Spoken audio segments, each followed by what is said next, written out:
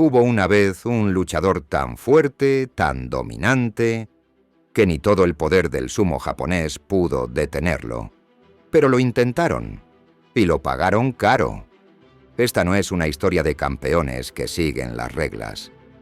Es la historia de un hombre que rompió las reglas y se convirtió en leyenda, un guerrero de otra tierra, con otro fuego que no vino a rendirse ante las tradiciones, sino a ponerlas a prueba. Su nombre era Asashoryu Akinori.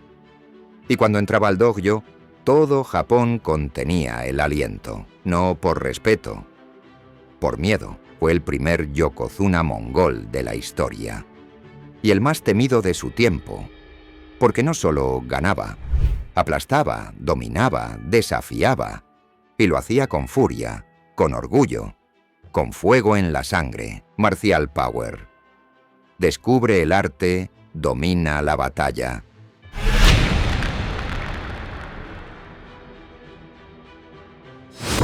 Nació en Mongolia en 1980, bajo el nombre Dolgorsurengin Dagbadorj. Su infancia no se vivió entre lujos ni templos silenciosos. Se crió entre caballos salvajes, polvo, frío y viento, en las vastas estepas de Mongolia, donde la lucha no es deporte, es herencia. Su padre había sido luchador olímpico y su tío, campeón de Bök. En su familia no se hablaba de combate. Se vivía. Desde que tuvo edad para mantenerse en pie, se enfrentaba a otros jóvenes en los torneos de lucha mongola. El Bök no tiene divisiones de peso. No hay protección. Es técnica, pero también crudeza.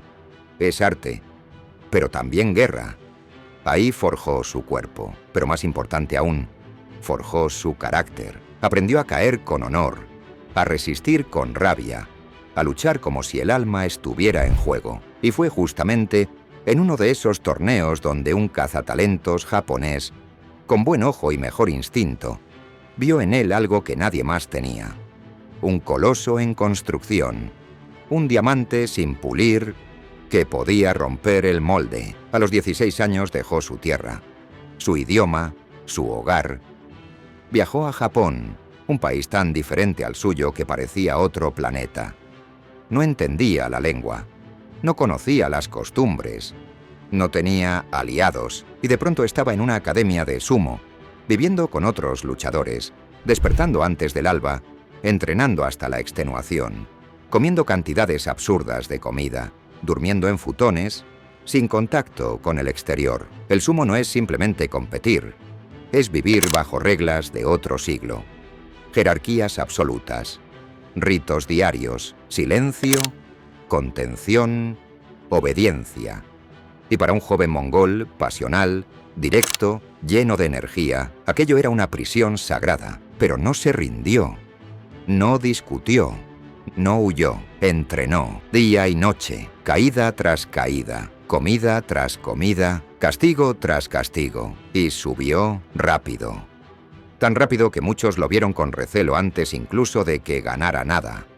Porque el talento a veces asusta más que el poder. Con apenas 22 años, Asashoryu ganó su primer campeonato. Su estilo era explosivo, impredecible, casi violento para los estándares del sumo. Y al año siguiente, en 2003, fue promovido a yokozuna. Ese título no se otorga por casualidad. Es la cima, la corona, el deber. Pero en Japón, ser yokozuna no basta con ser invencible. Hay que demostrar hinkaku, una palabra difícil de traducir que mezcla dignidad, autocontrol, humildad, compostura. Hay que ser no solo fuerte, sino digno, y ahí comenzó el choque de mundos. Asashoryu celebraba sus victorias con puños al aire, rugía, gritaba, empujaba con fiereza hasta el borde del dojo. Su mirada no era contemplativa, era incendiaria. Los puristas lo tachaban de irrespetuoso. Los jueces lo miraban con frialdad. La prensa lo devoraba, pero el público lo amaba, porque por primera vez en décadas, el sumo volvía a parecer una batalla, volvía a emocionar, volvía a latir. Entre 2003 y 2006 no tuvo rival. Ganó 25 torneos mayores en total con una racha legendaria de 7 títulos consecutivos, una hazaña que parecía imposible. Y en 2005 se convirtió en uno de los pocos hombres en la historia en ganar los 6 torneos oficiales del año, algo reservado para los dioses del Dogyo. Pero cuanto más alto subía, más solo estaba. Los medios lo acusaban de arrogante. Los comentaristas cuestionaban su carácter. Y en las sombras, la asociación de sumo comenzaba a preparar su caída. ¿Cómo se atreve este extranjero a no comportarse como un japonés? En un deporte donde cada paso es tradición y cada gesto es medido, él entraba como una tormenta que no pedía permiso. En 2007 cometió un error. Tal vez por cansancio, tal vez por hartazgo, o tal vez por confiar en que ya había ganado su lugar. Se retiró de un torneo alegando una lesión. Pero días después, apareció en televisión jugando al fútbol en Mongolia, sonriente, enérgico, saludable. El escándalo fue inmediato. Y la sanción, brutal. 2 torneos completos de suspensión, algo nunca visto en un yokozuna. Fue un mensaje, uno claro: no olvides de dónde vienes. Volvió al dojo, pero ya no era el mismo. Seguía siendo fuerte, pero estaba herido, no físicamente, internamente. Ya no luchaba solo contra oponentes. Luchaba contra el sistema. En 2010, tras un incidente nocturno en una discoteca en Tokio, donde se le acusó de agredir a un civil, la presión se hizo insoportable. Y entonces decidió hacer lo impensable. Renunció.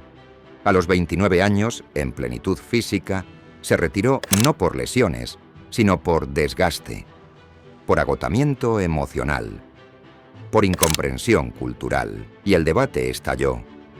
¿Fue Asa Shoryu una víctima de un sistema que jamás lo aceptó como uno de los suyos? ¿O fue un guerrero que no supo adaptarse a un mundo que exigía silencio y sumisión? Quizás fue ambas cosas, y quizás por eso su historia duele tanto y resuena tanto. Él mismo lo resumió con crudeza: yo no soy japonés, soy mongol.